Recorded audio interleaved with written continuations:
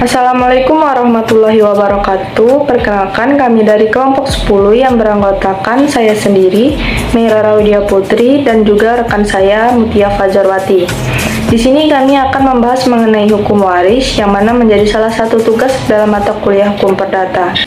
Nah, seperti yang kita ketahui, hukum waris merupakan salah satu bagian dari hukum perdata yang belum memiliki kodifikasinya.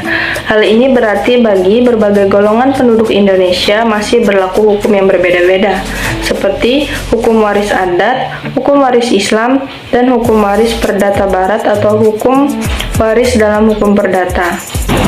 Nah, pada materi kali ini kami akan membahas lebih dalam mengenai hukum waris barat atau hukum waris dalam hukum perdata, yang mana akan membahas mengenai apa pengertian hukum waris, apa dasar hukum dari hukum waris, bagaimana wasiat dalam KUH Perdata, bagaimana proses terjadinya pewarisan, dan bagaimana penggolongan ahli waris dan bagian dari anak di luar kawin. Yang pertama, pengertian hukum waris. Mengenai pengertian hukum waris, sampai saat ini, baik para ahli hukum Indonesia maupun di dalam Kepustakaan Ilmu Hukum Indonesia, belum terdapat keseragaman pengertian, sehingga istilah untuk hukum waris masih beraneka ragam. Saya ambil salah satu contoh dari Supomo menerangkan bahwa hukum waris itu memuat peraturan-peraturan yang mengatur proses meneruskan serta mengoperkan barang-barang harta dan barang-barang yang tak berwujud dari suatu angkatan manusia kepada keturunannya.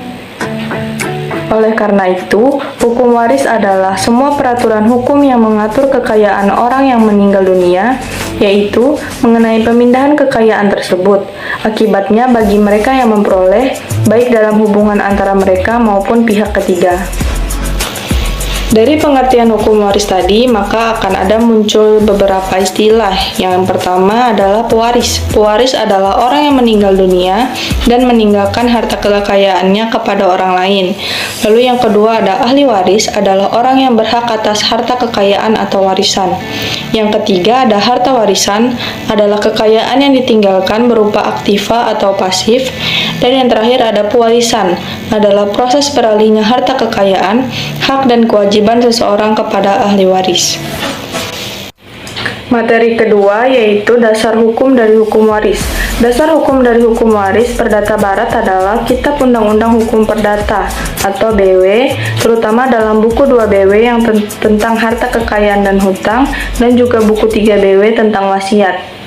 Jumlah pasal yang mengatur hukum waris sebanyak 300 pasal, yang dimulai dari pasal 830 KUH Perdata sampai dengan 1130 KUH Perdata. Dasar hukum seseorang ahli mewarisi sejumlah harta pewaris menurut sistem hukum waris BW ada dua cara, yaitu yang pertama, menurut ketentuan undang-undang. Undang-undang telah menentukan bahwa untuk melanjutkan kedudukan hukum seseorang yang meninggal, sedapat mungkin disesuaikan dengan kehendak dari orang yang meninggal itu.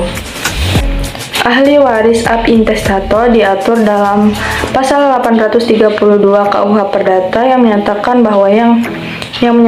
bahwa yang berhak menjadi ahli waris adalah para keluarga saudara, baik sah maupun di luar kawin, dan si suami istri yang hidup lama.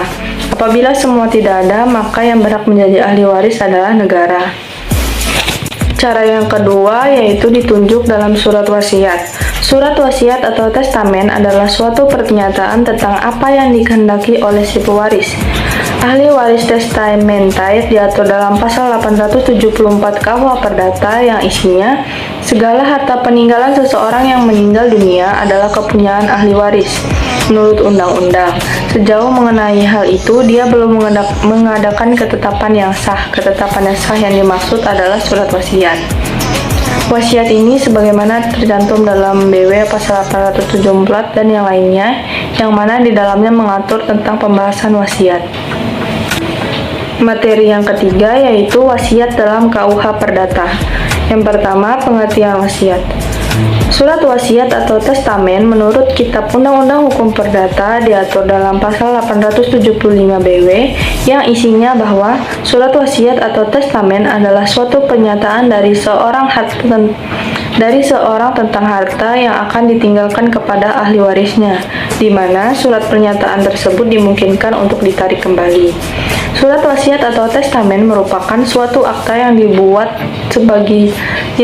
sebagai pembuktian apabila di kemudian hari si pembuat wasiat meninggal,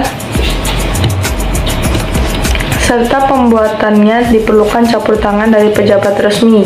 Dalam hal ini sering dijumpai di masyarakat adalah notaris.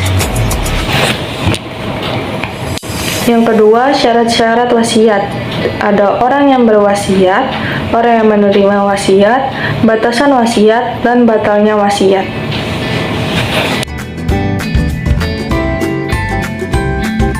Perkenalkan, saya Mutia Fajarwati yang akan melanjutkan pemaparan materi yang selanjutnya, yaitu tentang terjadinya pewarisan. Syarat-syarat terjadinya pewarisan. Untuk memperoleh warisan haruslah dipenuhi syarat-syarat, yaitu yang pertama, untuk terjadinya pewarisan maka si pewaris harus sudah meninggal dunia. Sebagaimana yang disebutkan dalam pasal 830 KUH Perdata, matinya pewaris dapat dibedakan menjadi dua, yaitu yang pertama, matinya pewaris diketahui secara sungguh-sungguh atau mati hakiki, yaitu dapat dibuktikan dengan panca indera bahwa ia telah benar-benar mati.